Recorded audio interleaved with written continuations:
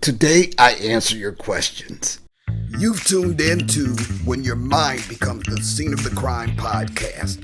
I'm Dr. Linda F. Williams. I take survivors of abuse and trauma from pain to purpose so that you take back your power, tap into the truth of who you are, and live your best life now. The first question comes from Aaron. What led you to start this YouTube channel? Well, I started the channel, Aaron, ages ago, maybe 2014, 2015. And I remember it was around the time that my baby sister died. Now, I didn't start the channel because of her, but some just said, just do something. And then I just left it. I wasn't consistent with it. I wasn't recording. But what happened was in my business, I pivoted several times, trying to feel my way through. What is my purpose here? Why am I here? And what am I supposed to be doing? What am I called to do? And it took me 2 or 3 years and several pivots. And every time you pivot, you got to rebrand. You got to redo your website, yada, yada, yada. Well, more recently, I finally settled into what I'd been fighting off all along. I don't know why I was fighting it. Your behind is traumatized, so why don't you do that? That's what you've lived. That's what you've experienced. And that's what you want to reach out to other people and do. So once I solidified that I was going to go this trauma track, then I began to become more consistent on YouTube. So it's something like a lot of things in my life I just fell into. But I became more consistent because I want the channel to grow. I really want to reach more people. And my sister told me very early on in my whole journey, even while I was still writing the book, my sister told me that I needed to be authentic. Linda, it's you that's going to draw people. Don't put on airs. Don't try to be somebody you're not. And I felt that I could create memes, I could create social media posts all day long, but that the only way that I was going to truly reach people would be for them to see me, see my face, get to know me, learn who I am. And I think that the best way to communicate my heart in this is through video. So that's what led me to start the channel. If you have any other questions, just post them down below about that if I missed anything, and I'll get to them later. Question number 2, do you have any kids? And if yes, how many, boys or girls? Yes, I have 2 living children. If you watched my earlier videos, I may have talked about 2 abortions that I had in my 20s and the circumstances surrounding that. Put a comment below if you want me to go into more depth about that. But my 2 children are in their late 40s. And my daughter Keisha is married to a gospel artist named Gregory D. and Company. His name is Gregory D. Myers Jr., and they have 4 children between the ages of 14 and 1 year old. So there are 4 of my grandchildren there. They got married, I think, in 2004. So they've been together, going on 18 years? I could have that number wrong. Anyway, so that's my youngest child, Keisha. My oldest child, Carl, you may have heard me talk about having a child when I was still in college, and if not, put a comment below. I'll go into more depth about that. My life has been a trip, y'all. I ain't even gonna lie. But he is in his late 40s, and he's given me 1 grandson. So I have a total of 5 grandchildren. Now, I tell them, don't be calling me mama out in public. I'm trying to look y'all age. Don't be talking, mama. He got gray in his beard and carrying on. I'm going to ask him if it's okay. And if it's okay, I'll have inserted pictures of them here. But thanks for asking. Jennifer Rowe says, I haven't been watching long, so you may have already addressed this. I'm curious about your voice. Has it always been so deep? Is this common in your family? Do you sing? You don't sound like her but it brings Maya Angelou to mind. Thank you so much. I loved when she was reciting poetry and would break into song, usually an old soulful tune that would practically shake the tears out of me. Love your vids. Well, thanks, Jennifer. Look, so this was really interesting because I think one other person had asked me that. And I recently, in my getting out of the house, I talked in one of my recent videos about how I'm so much like my mother, even though I didn't want to be. And she was a hermit and I'm trying to be. So I've been getting out of the house. And I went to lunch with two of my high school friends back in April. And they said that they were talking and saying they didn't remember my voice being this low. So now I'm trying to figure out, when did my voice get so low? Now, when I was in my early 20s, I knew it had gotten low like this. So that was close to after graduating. I don't know, but it just did. And I used to practice singing all the time. And when I practiced, I started practicing with people like Peebo Bryce and Luther Vandross. That means that I would play their songs and I would rehearse over and over until I got my pitch right, until I got my intonation right. And I trained my ear to be able to sing. And this was in my early 20s. So I think it was this low that early because I remember that my apartment was right across from the elevator. And I've heard people out there arguing, that's a man, no, that's a woman, that's a man, no, that's a woman, because they heard me singing. And so I think it was like that back then. And I remember back in my early 20s, early to mid 20s, that I would just, I don't know, on an elevator, somebody said, well, do you sing? I know with a voice like that, was just my talking voice. They would say, you must sing. So I think it was real low back then, but I was smoking cigarettes back then and rehearsing and singing pretty darn good and everything. So I don't know if it was the cigarettes or what, and you would think that once I quit that my voice would come back, but apparently not. So I don't know. They don't remember being this low in high school. I don't have any recordings of me talking or singing back then. So I'm assuming that it got real low in my 20s. I'm now in my mid 60s. So it's been 40 years or so. So I'll tell you a story about story time.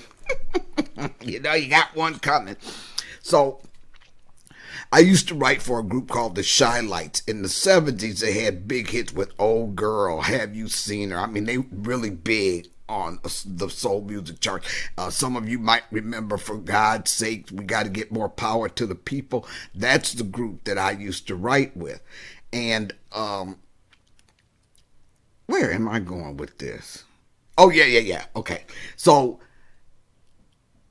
he was like in his 40s back then. I was in my early 20s. And so he had kids close to my age. So I used to hang out with his kids and everything. And I lost touch with them after I moved up here. I moved to Grand Rapids in the 90s, and I lost touch with them. So I remember that I was in Chicago for a meeting. And I was walking down, and I'm telling you, this sidewalk was so crowded. So you got one sidewalk and you got traffic going this way and traffic going this way, people walking on the same sidewalk. And I was here and I was walking, and I said something to whoever I was walking with. Shortly, I heard this voice out of the crowd say, Linda. And I turned around, and it was Michelle, one of Eugene Records' kids. He was the lead singer of the Shy Light. And she was one of the people I'd lost touch with. And I turned around. I was so glad to see her. We exchanged numbers and everything. And I said, wow, how did you see me? I didn't see you. She said, I heard your voice. And I knew your voice. So it was so strange because of my voice. On a crowded, busy Chicago sidewalk where she was short. She was shorter than I am. I'm 5'4". She was way shorter than I am. There's no way that we could have seen each other, but because I happened to say something to somebody at that very moment, she heard me and knew my voice was so unique that she knew it was me and called out to me. Can you figure this out?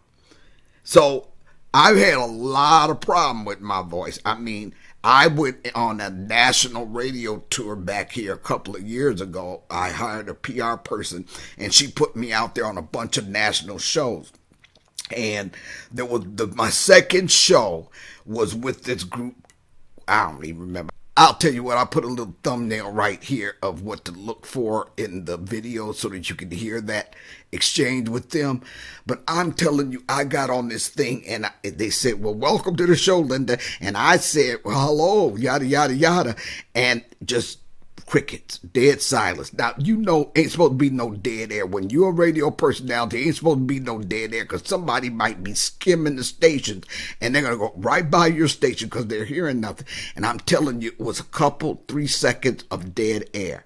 And they said, well, do we have this right? Yada, yada. Is this Linda Williams? And I said, yes, this is Linda Williams, yada, yada, yada. And I tried to play it off.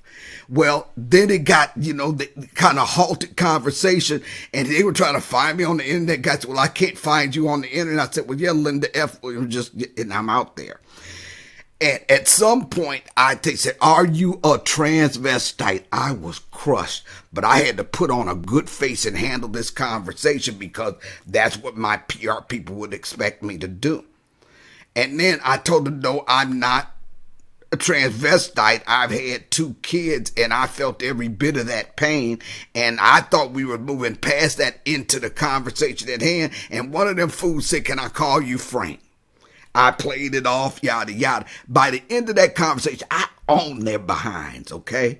I owned their behinds. But let me tell you something. After that conversation, I went to at least 3 to 6 months of crying and not wanting to speak. I didn't want to talk to anybody on the phone because I had gotten used to people always saying, is this a man, thinking they talking to a man? I mean, the day at work that some bill collector argued with me trying to tell me you're not Linda Williams, you're some man.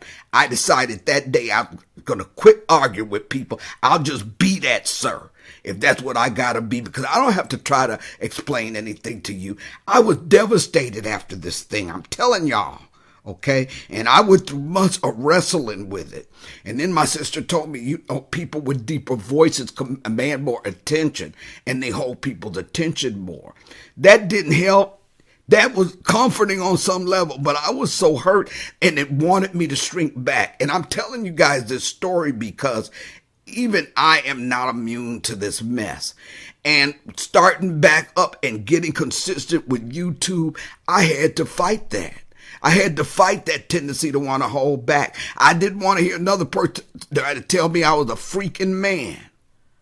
And I played off like, well, as long as I don't look like one, I guess I'm good. The bad thing about it is I got a cousin who looks like a man and sounds like a woman. And here I am looking like a woman and sounding like a man. It's like our voices got screwed up. I just have to own it and embrace it.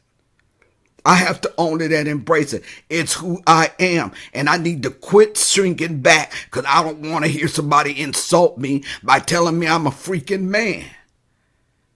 So that's the end of that story time. Let's move on. But really, I just had to run downstairs and deal with the cats. I'm telling you, there's the supervisor. Somebody said they missed them. There's my little girl. Hi, baby. Anyway, so I'm not at all offended by your question. Breathing hard because I just came back up the basement stairs. So don't feel, I'm not feeling insulted by your question. Let's see what's next.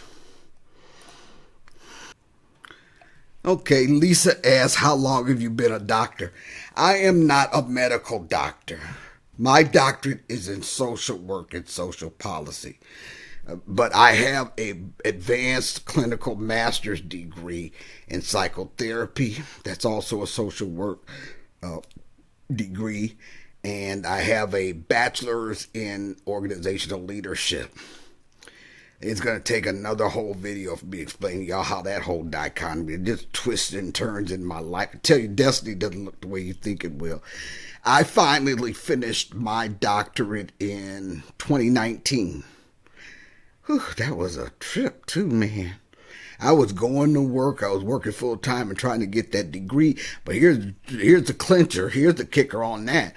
I had completed almost an entire degree in criminal justice, a PhD, and I had taken my first comprehensive exam. I was supposed to take comprehensive exam number 2 and write my dissertation. I'd gone that far and had to drop out because I'd run out of money. And it was right in the middle of marital breakup and a nervous break. It was just, it was everybody's mess. It was a hot, smoking mess. And when I went back to finish the degree, they said, oh, nope, got to start all over. None of that counts. I was livid. And so I didn't even go back at that point. That was in 2005. I said, okay, if I got to start all freaking over again, y'all ain't getting my money. That was a bad attitude. And sure enough, a few years later, I came back and it wound up getting a degree in social work. But I claim all of those classes in criminal justice as well. So most of that transferred into my new one, but I had to take a bunch of additional classes. So I just say that it's social work degree with a specialization in criminal justice, yada, yada, yada. So there, 2019, I finally finished that PhD. If you all want to know the story about why I started going back to school at age 38 and didn't quit till I finished my doctorate, put a comment below and I'll do a separate video on that. So if any of my answers raise any other questions, feel free to let me know. Anyway, that answered your questions about me. There's a lot more I can say. I'm going to spare you, but you know what I always say. Your greatest power is realizing the truth of who you are. Know that truth. Thank you for joining me today on When Your Mind Becomes the Scene of the Crime podcast. Schedule your free breakthrough session now at lindafwilliams.com. That's lindafwilliams.com.